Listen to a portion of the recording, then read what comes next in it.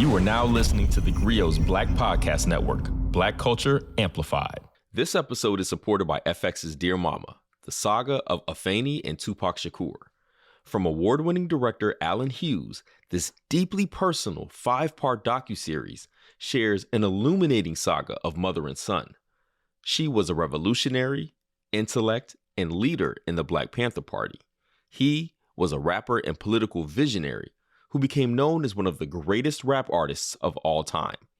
FX's Dear Mama, all new Fridays on FX. Stream on Hulu. What's going on, everybody, and welcome to Dear Culture, the podcast for, by, and about Black culture here at theGrio Black Podcast Network. I'm your host, Panama Jackson, and today is a very special episode for me. I have the pleasure of having one of my favorite hip-hop groups of all time on the show that I get an opportunity to speak with. We're celebrating 50 years of hip hop, and all year long, really, at theGrio, we're going to be doing various shows about hip hop conversations and stuff like that. But today, the group that we have, which is Little Brother, Big Pooh, and Phonte, if you listen to this podcast, you already know them. So I don't even have to go through the whole Questlove Supreme style introduction. Little Brother, like I said, one of my favorite groups, celebrating 20 years of a landmark hip-hop album, which a lot of groups don't get to say that they have in the listening. It don't matter cause niggas ain't listening. They ain't listening, they thinking about they Timberland. They say the shit we talk about ain't interesting. We got a better chance of blowing up in Switzerland. Holla if you hear it cause niggas ain't listening. Let me welcome everybody to Phonte and Big Pooh. How y'all brothers doing? Good, man. We're good. How you doing?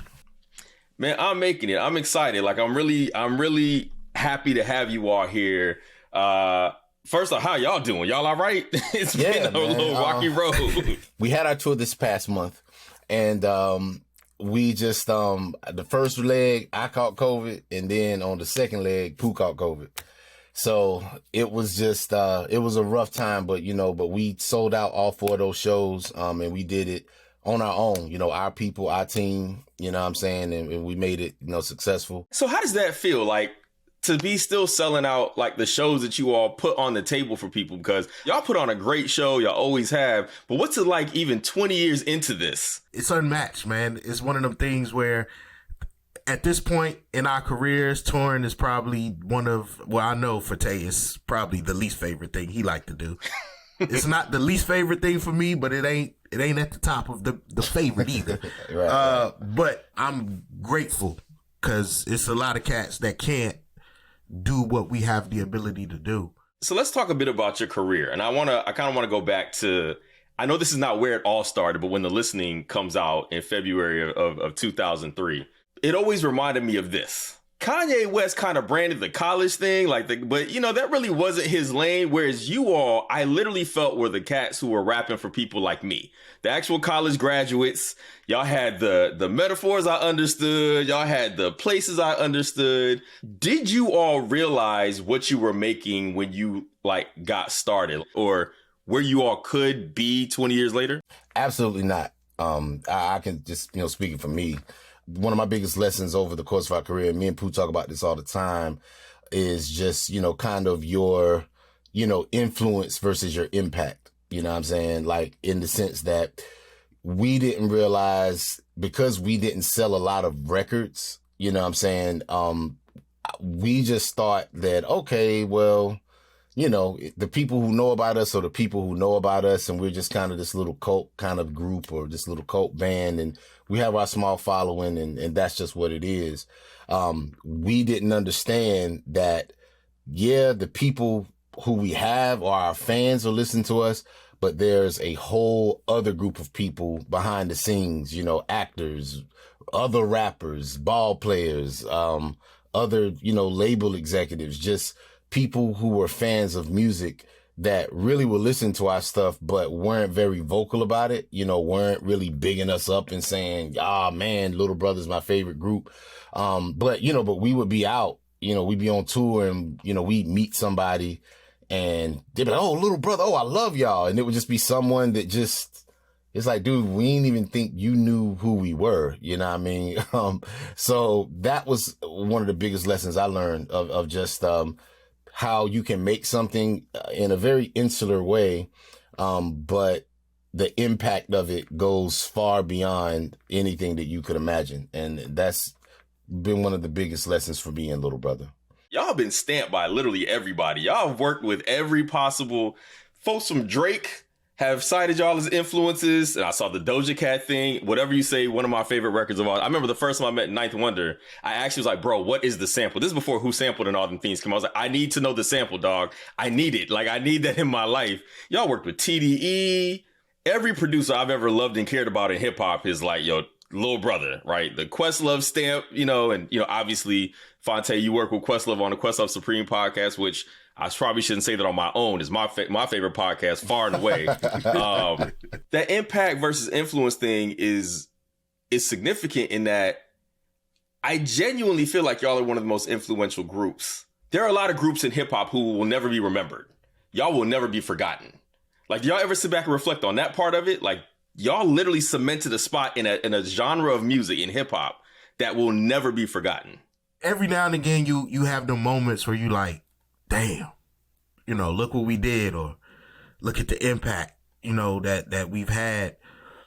But, like even when I saw they had put our name up at the Grammys when they was doing the 50 year of hip hop, and they had our name and it was front and center, like that was one of the moments where I was like, oh, censor word. Like it was definitely one of the moments. It was just like, I expect us to always have quality. I expect excellence, but it's still unexpected when people, or when you step back and start seeing the high regard we're held in. Not that we don't deserve it. It's just, I've been so busy doing the work.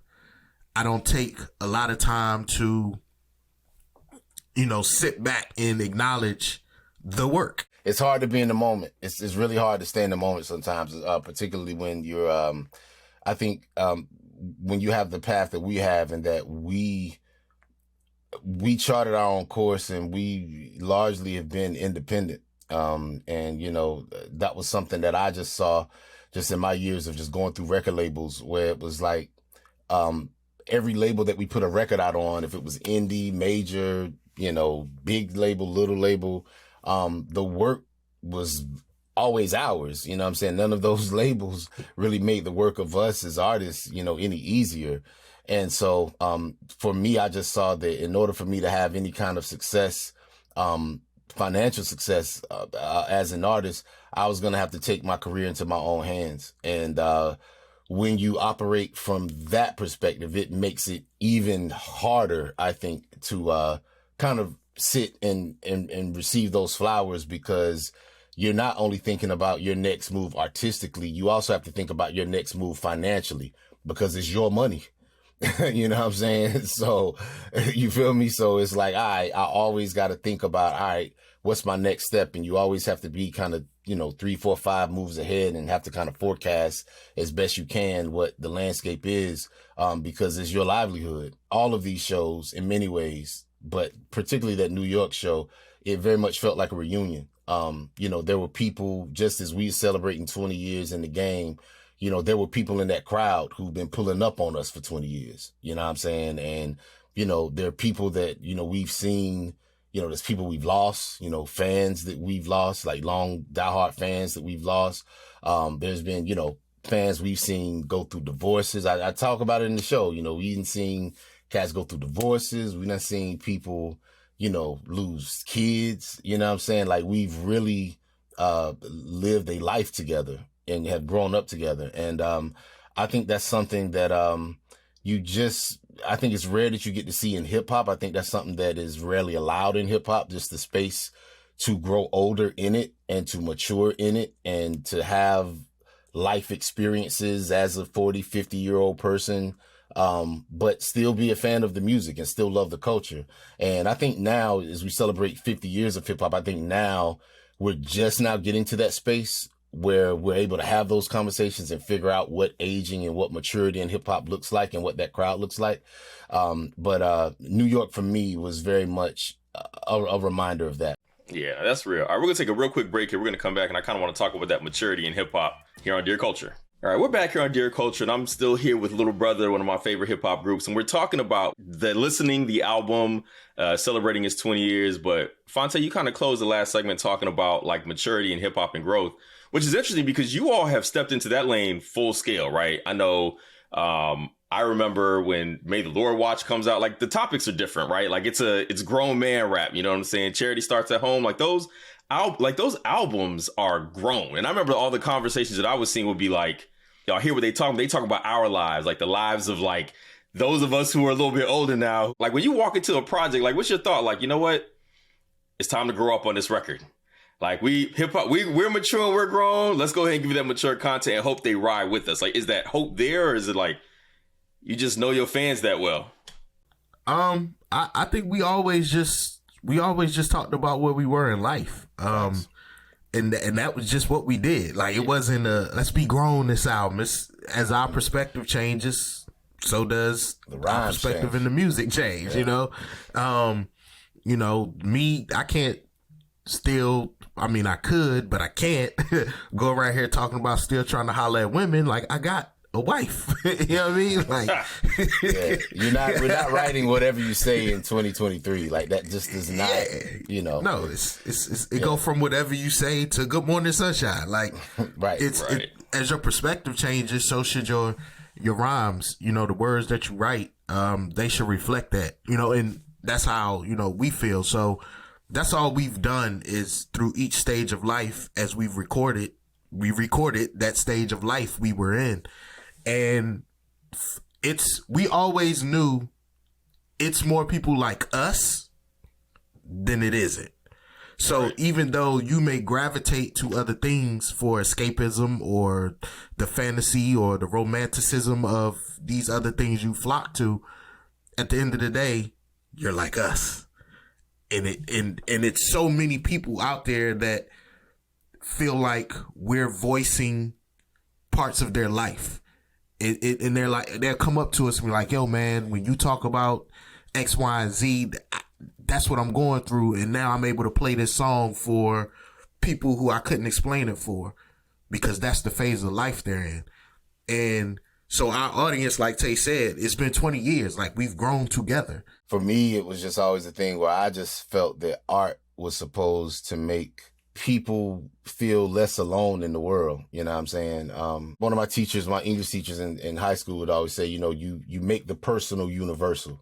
You know what I'm saying? The more that you write about something, like I've never been inspired by an inspirational song ever in my life. Like, you know what I'm saying? Like, any song that was written with the specific purpose of, this is just the all-encompassing inspirational song to make you feel good. Like, no, I hate those songs. You know what I mean? But, you know, you give me that song about, you know, that one guy just talking about that one girl that broke his heart, or that girl writing a song about, you know, that guy that broke her heart, or just somebody talking about something that's very specific, losing a parent. You know what I'm saying? Ghostface's verse on Impossible, just for example, where he talks about, you know, losing somebody. He pointed to the charm on his neck with his last bit of energy left. Told me rock it with respect. I opened this scene, the guard holding his kids. Photogenic, tears just burst out my wig. Things like that are just so personal, that it just taps to a universal feeling inside you. You know, that feel, even if you've never actually been through, you know, the pain of watching somebody bleed out and die in front of you, you still listen to that verse and you understand how it connects to you, because it's talking about loss and grief. Do y'all ever go back and listen to the listening? Do y'all like ever just like sit back and just like listen to it at this point? I actually did go through the listening sessions maybe like a few months ago, and just pulling up all the old multi-tracks and listen to our voices, listen to all the sounds in the background. I listen to it now, not like as enjoyment, like just, okay, I'm riding in my car and I'm gonna put on the listening. Like, that's just not gonna happen. I listen to it now more as almost, almost kind of just like as an anthropologist in some way. Like, let's listen to it as a historical document. You know what I mean? Capsule. A time capsule, 100%. Time for a quick break. Stay with us. And we're back.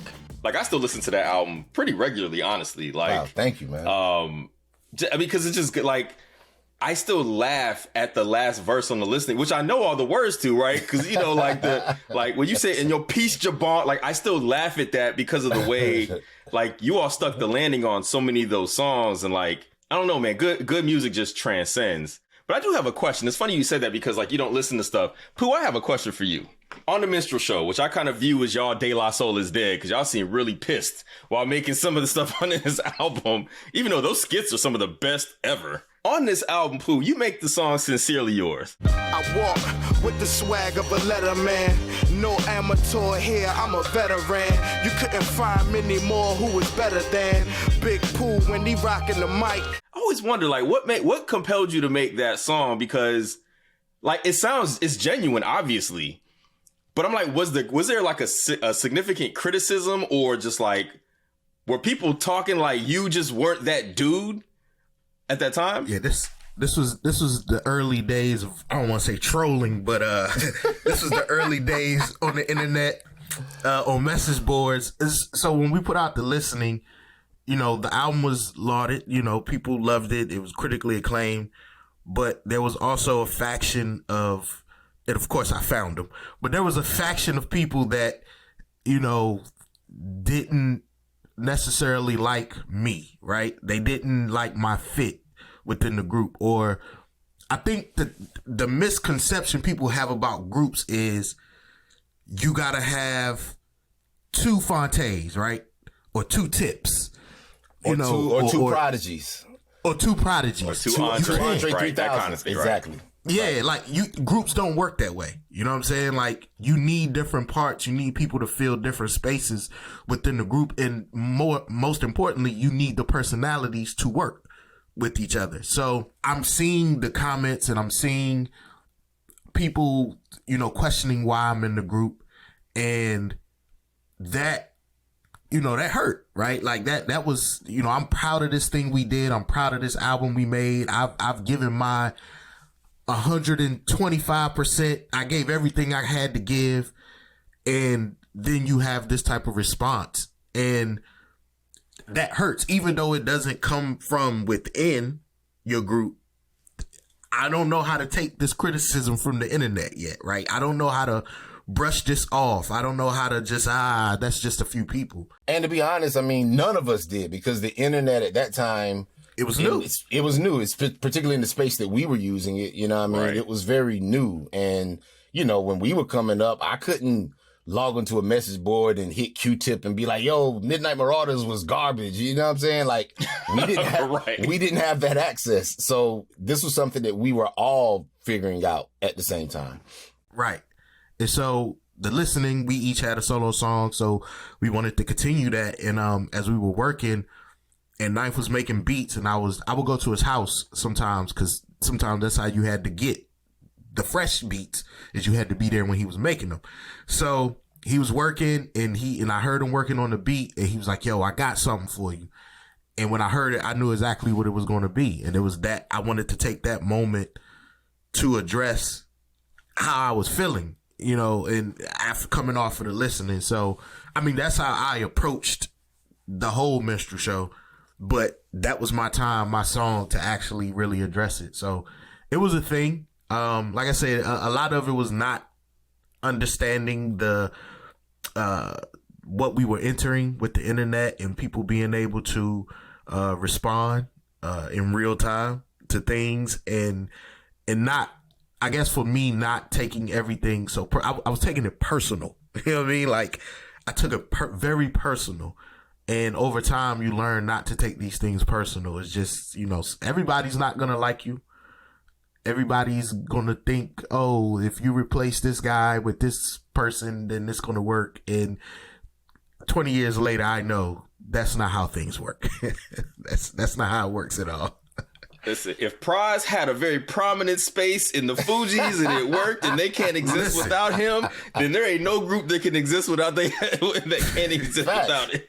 Facts, man. Because let me tell you, I had a whole argument with somebody about whether or not the Fugees could have existed without Praz. I'm like, nah, his voice was too heavy. It brought too much. Distinct. It brought so much by just being there. It didn't matter if he didn't have anything to say.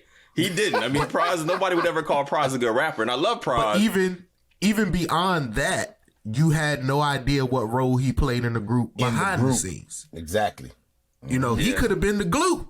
Yeah, I mean, effectively, listen, I always go back to Zealots, where Wyclef had like probably his best verse ever, where he's talking about the magazine says the girl should have went solo, guys should stop rapping.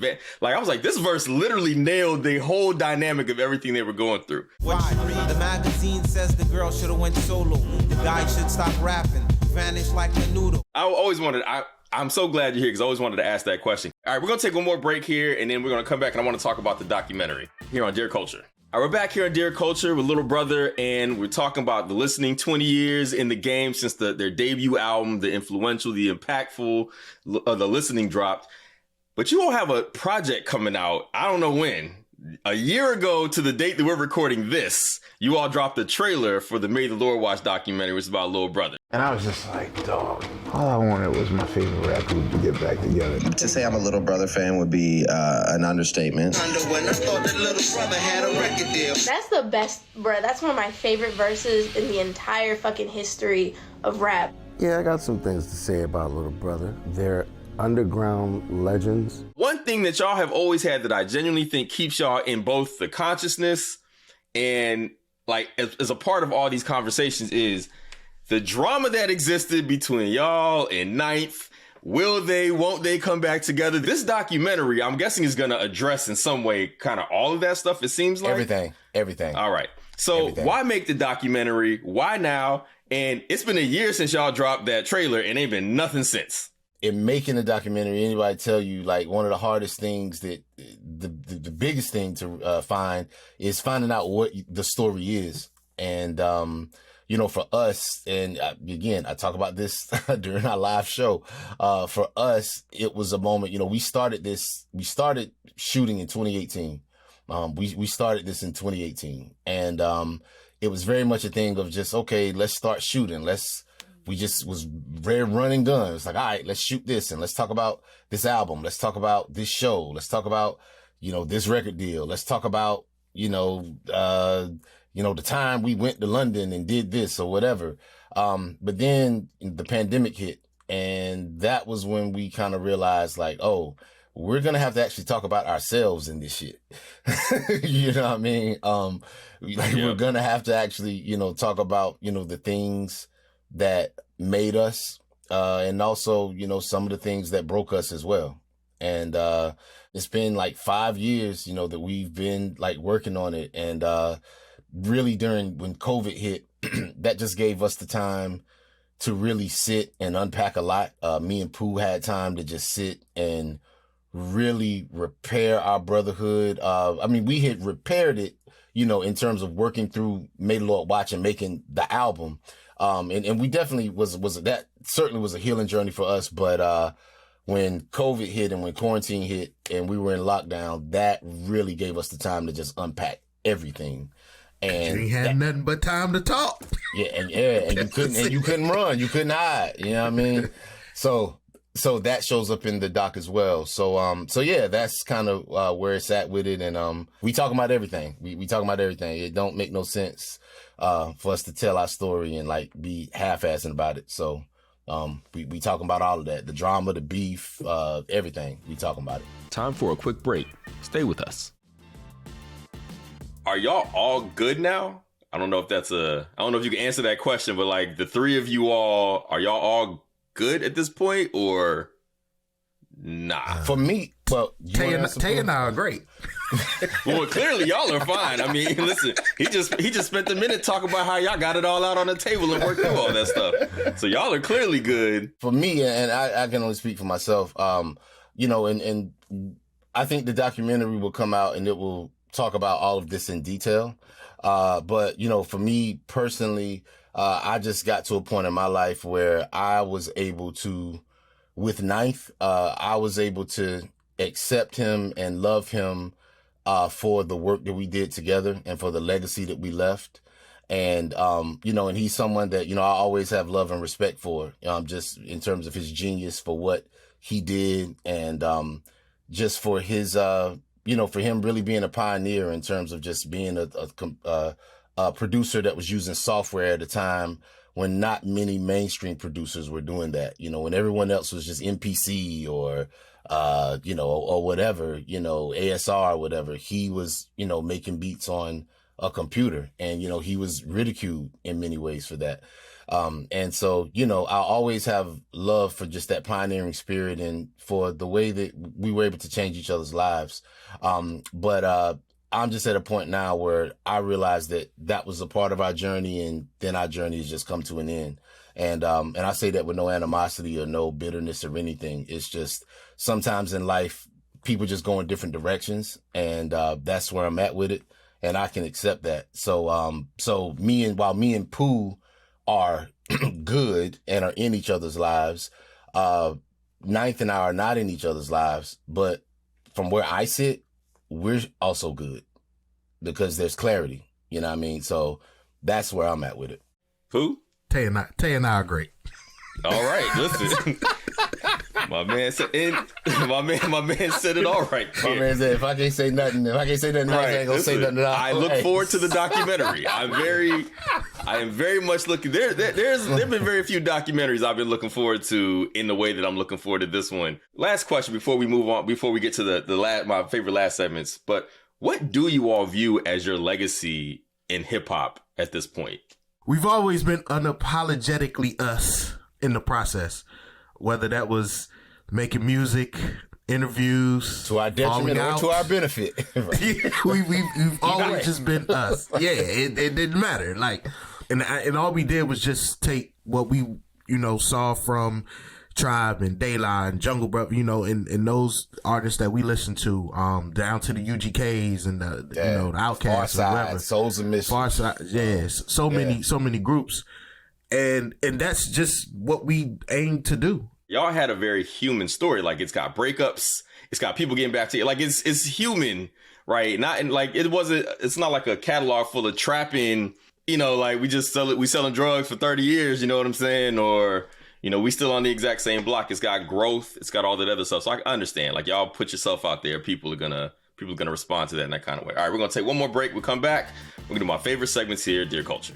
All right, we're back here, Dear Culture, and we're sitting here with Phonte and Big Pooh from Little Brother. I've said it many times already, one of my favorite rap groups of all time. One of my favorite segments here at Dear Culture, what we do to end the show is we do a Black Fashion and Black Recommendation. We start with the Black Fashion, which is a confession about your blackness. Something people will be surprised to know about you because you're black. Do you all have a Black Fashion to share? Yes, I have a Black Fashion to share. I have a Black Fashion to share. I do not know, nor do I care to know, to learn how to play spades. What? You almost made me cuss. You don't know how to play spades? I don't care, dog. Yo, so for me, like, I don't care. I just don't.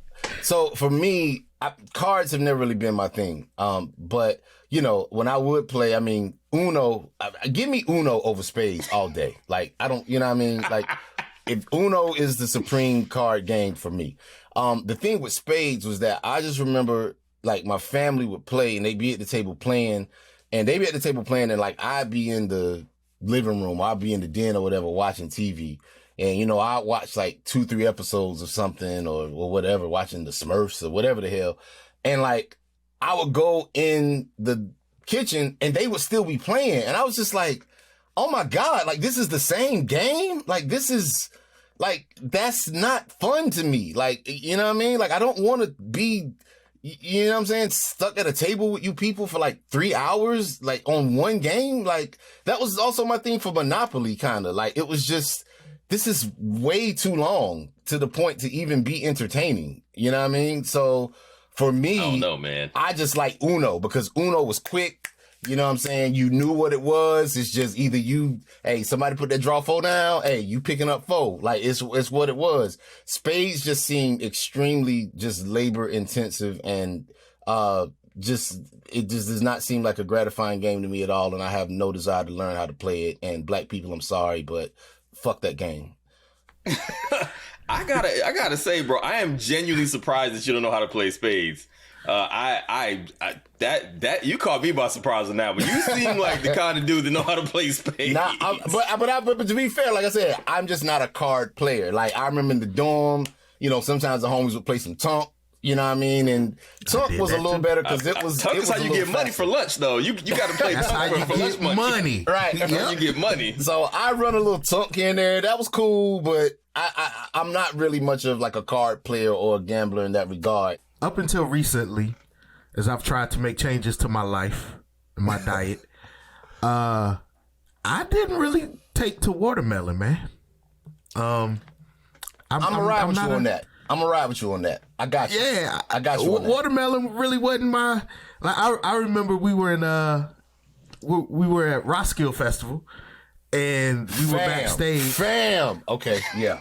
And the lady was like, Roskilde Festival. This is in Denmark. In Denmark. So we're not just around white people. We are around extra white people. Like extra white people. This is prime white. Yeah. Vikings. Yeah. It's so we back there and they like, oh, we have fruit, we have watermelon, and they said it all excitedly, and I was like, I don't even like watermelon. What you talking about?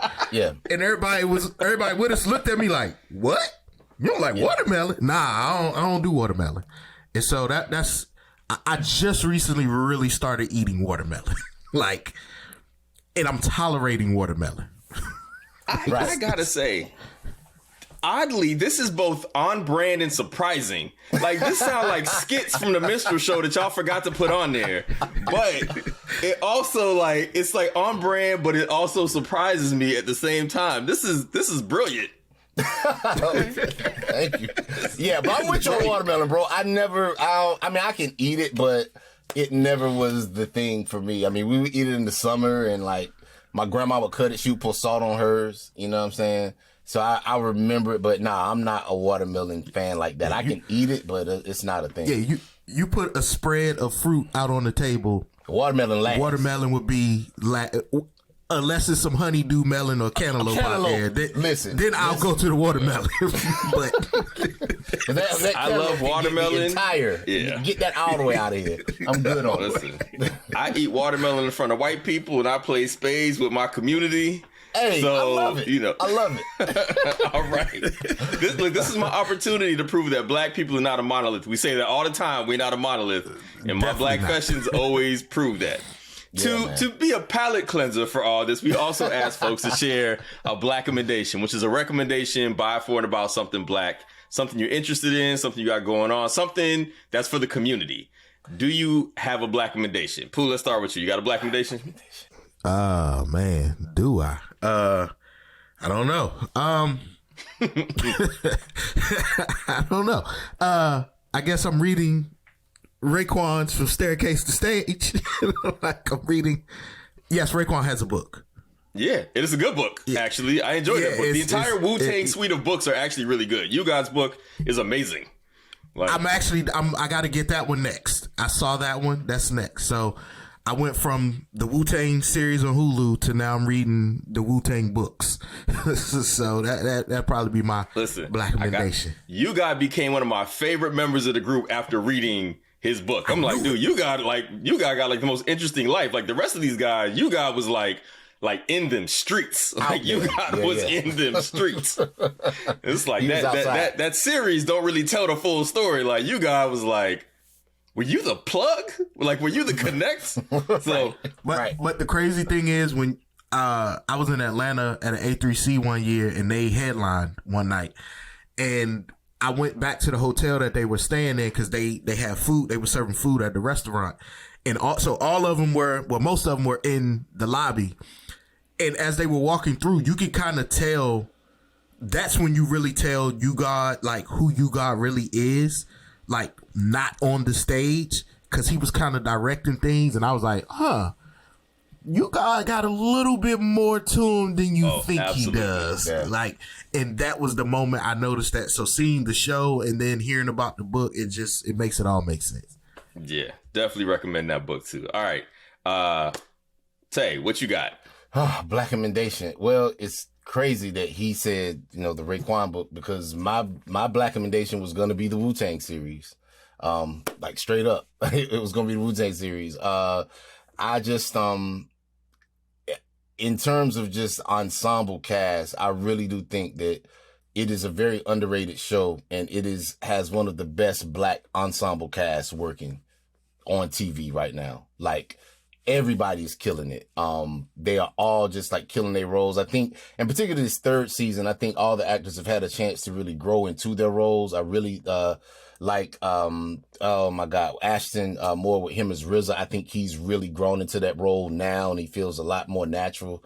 I think earlier seasons, sometimes like the voice was a little robotic and it was a little, funny, but this season, like he nails it. The brother, I don't want to forget the name. The brother that plays Divine is like killing that shit. Shamik is like, he is Ray Kwan. Like, he's killing it as Ray. He is killing it, son. You know what I'm just saying? Like, he is killing Ray.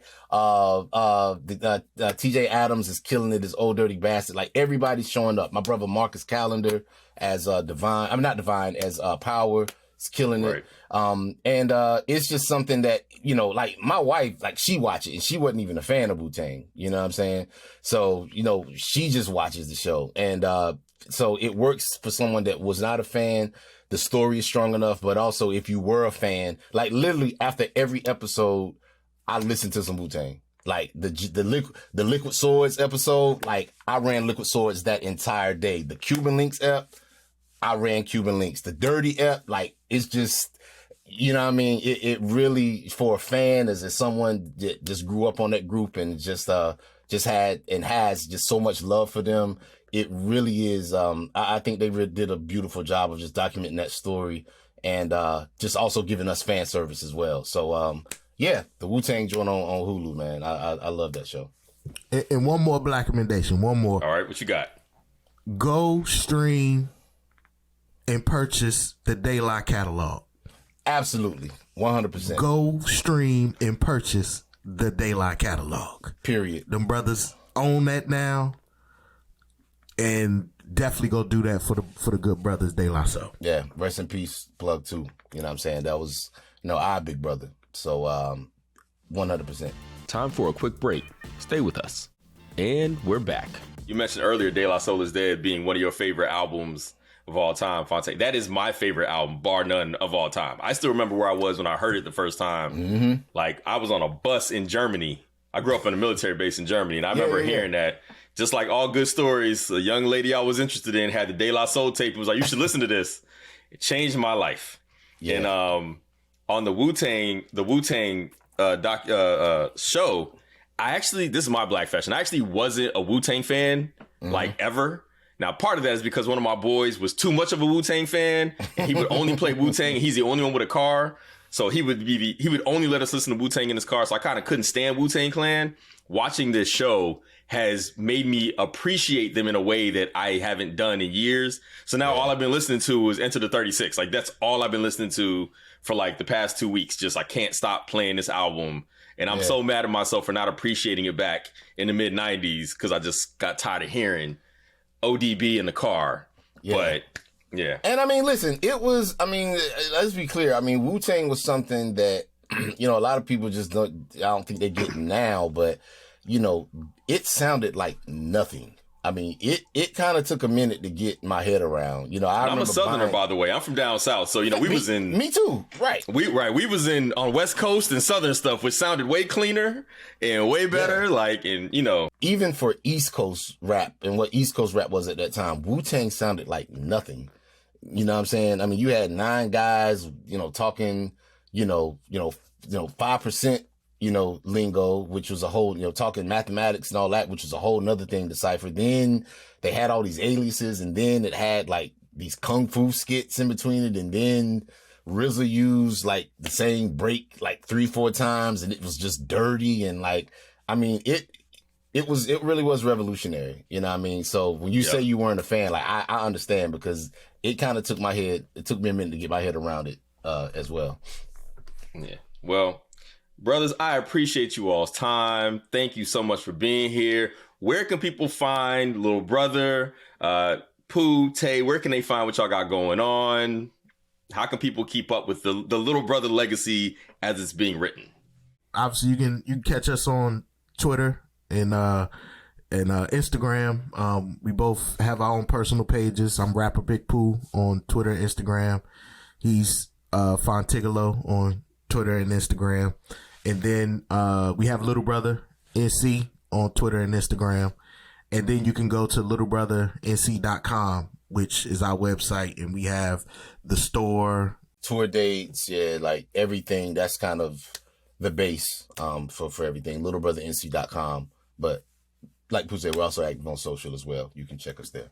All right. Well, look, thank you all so much for being here on Dear Culture. This is truly like, I appreciate you all. Like, as fans of the group, just as people, and following y'all journey and wondering where it's going and being a part of all of it through the music and all that stuff. Thank you for everything you all have given to the culture, given to hip hop, given to, and even the work you all have going on now. Like I said, Questlove Supreme is my favorite podcast. I listen to that religiously. That joint that should be a college course on music. Just listening to these people tell these stories and all this stuff. That's how it feels for me. Every episode, I'm just like, well, it's time for me to go to class. And Pooh, I got to give you credit for this. The song Zone Out introduced me to Free Design, which I had never heard of before. That beat, for one, I think that's the beat every rapper needs in their life. That beat is so perfect. So when you were spinning, I love that song. Like, that song is amazing. But I was like, man, this need to be the greatest remix of all time. You need to get everybody and mama want to rap over that song. That was so good. So you all have brought things individually, as a group, as a culture, and it's all appreciated. So thank you so much. Thank you for being here on Dear Culture. Dear Culture is an original podcast of the Griot Black Podcast Network. It is produced by Sasha Armstrong, and Regina Griffin is our managing editor of podcasts. I am Panama Jackson. Have a black one.